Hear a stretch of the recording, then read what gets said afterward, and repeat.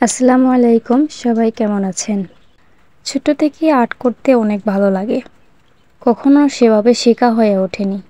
কিন্তু এখন আমি এটা ভেবে ভালো লাগে যে আমি কোথাও শিখিনি, কিন্তু আমি কাউকে শিখাইতে পারতেছি। এটা আর্টের একটা অনলাইন ক্লাসের ভিডিও।